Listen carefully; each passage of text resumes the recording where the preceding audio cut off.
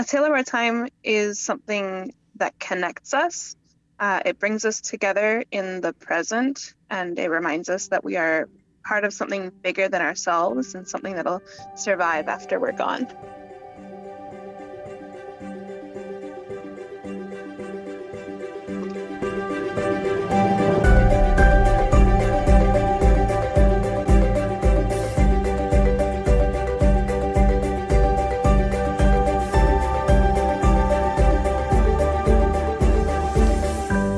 Hello, everyone, and welcome to Tales of Our Times. This is a show where we discuss the stories that move us, what makes them so meaningful, and why others could or should find meaning in them as well. This is not a spoiler-free show, so bear that in mind as you continue to listen. We tackle books, movies, comics, and more. Where there's a story, there's a reason to read. I'm your host, Amanda Stevens, and joining me today is a returning guest and a very good friend of mine, Cat Trites. How are you today, Cat? I'm great. Thank you. Yeah, thank you for coming back. For people who didn't hear your first interview, would you like to introduce yourself?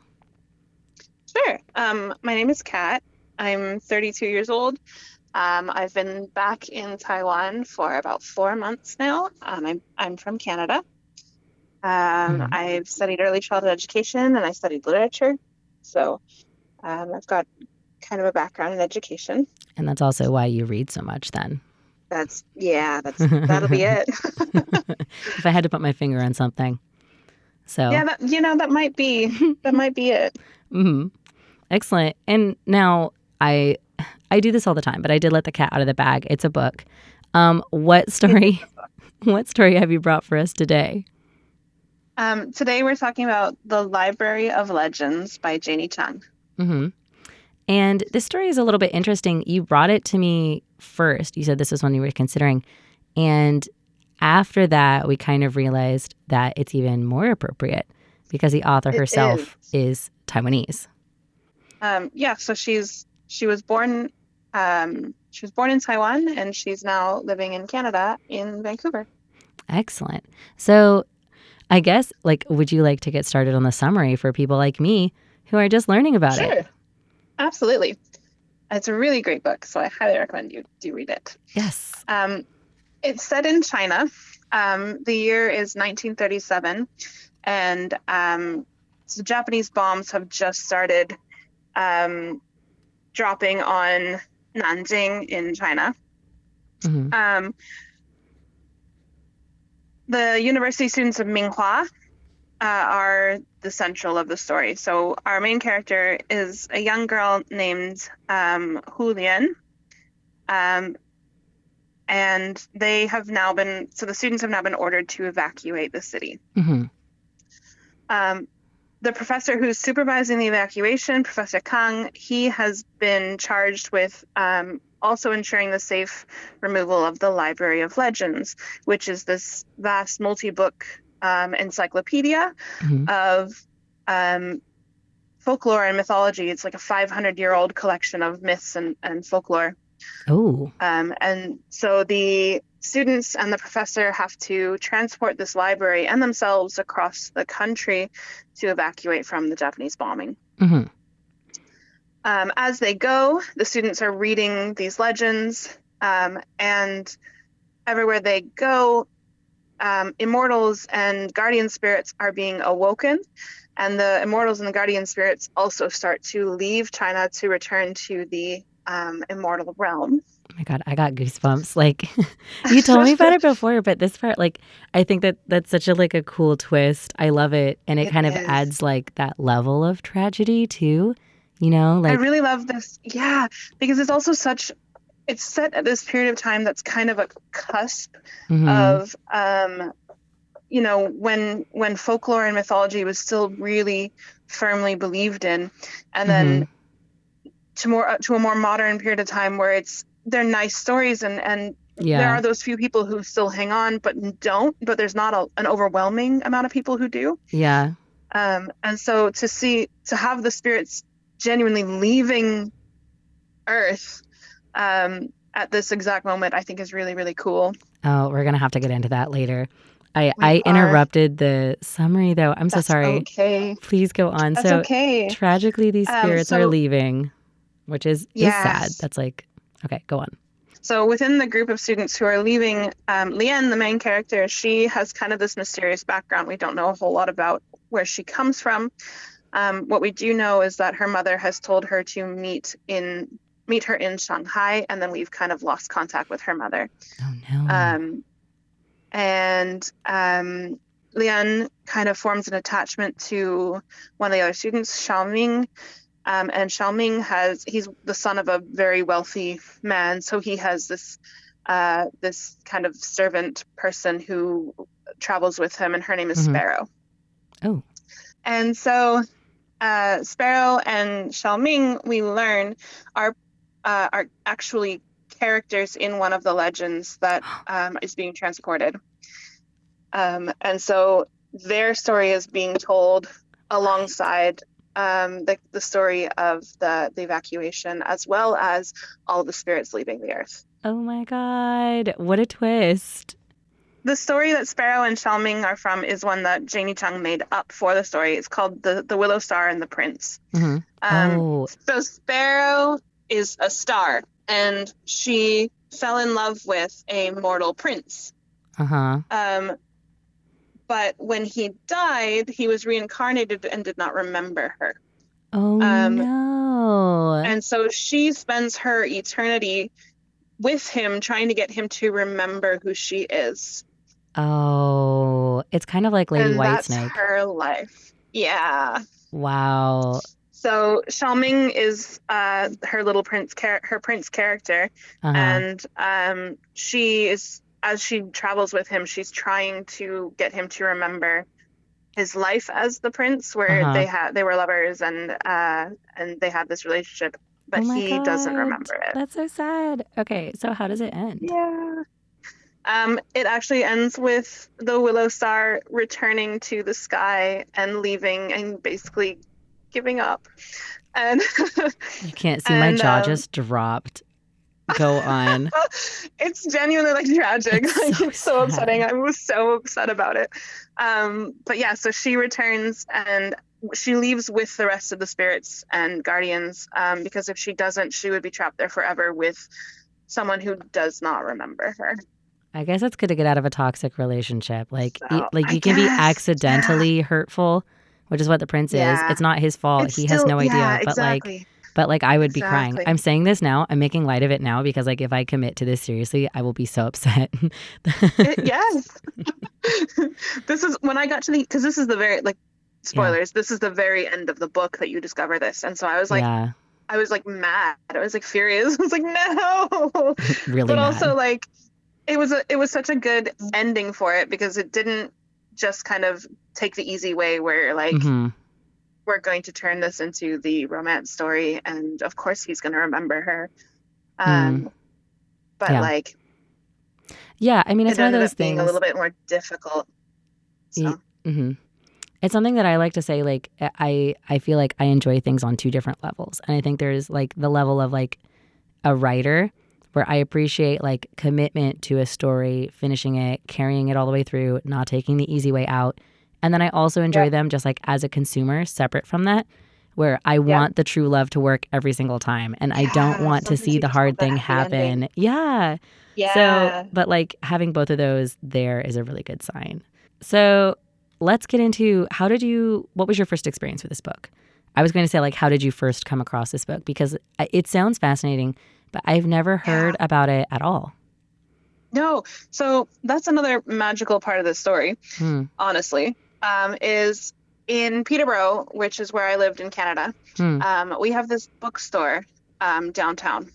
And the lady who runs the bookstore, she claims that like her special gift is being able to pair somebody with a book Ooh, very that you will celestial. just love. Yeah. Yeah. And so I went in. She has never met me before. She knows nothing about me.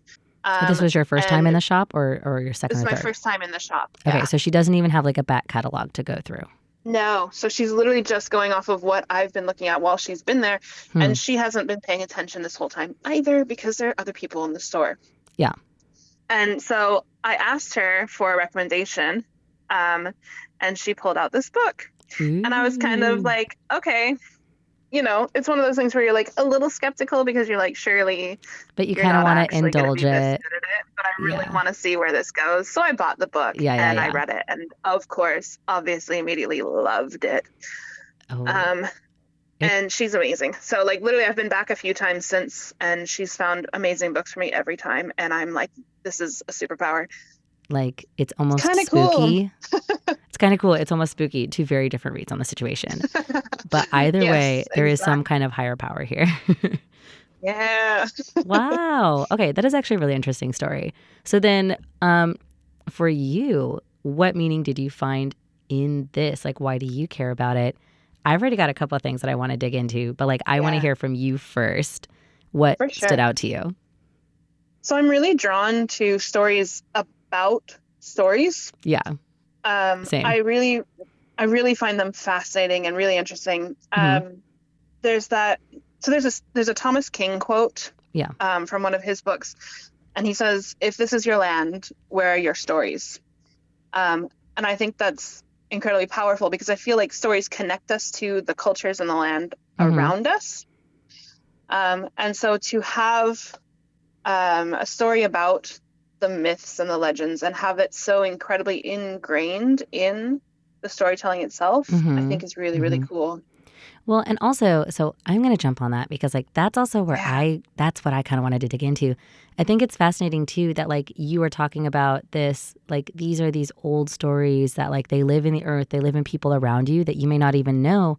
But due to this, like, great tragedy, they're being forced out of where they were. And to the people Yeah. at that time, like, it's a bombing, you can't control that, right? But also then leaving the land, like going back up into a place of like Yeah. purely make believe or a place that's out of reach, I think is very poetic. It kind of speaks to like Yes. you mentioned like a time of great turmoil, but also like a time of great change, forced change on like these people, Yeah. like modernization. Like I think there's a lot of ways you could read It's that. definitely like a symbolic showing of the progression, like Yeah. moving forward from this like culture, like moving towards a different style of life and away from spirituality.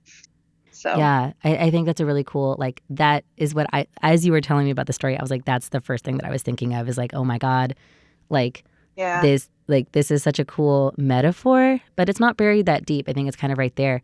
It kind of invites Yeah. a lot of other scrutiny into other places where that's happened, like thinking about where would that change have happened where you Hmm. live. It's one of the things that I find really interesting, as a literature major, Hmm. a lot of the stories that I studied would be like oral retellings of Anishinaabe, which is the indigenous people of the area that I'm from. Yeah. So we would like listen to oral retellings of these Anishinaabe stories that are so deeply entrenched in the place. Yeah. And if you remove them from that place, then they don't actually fit any longer.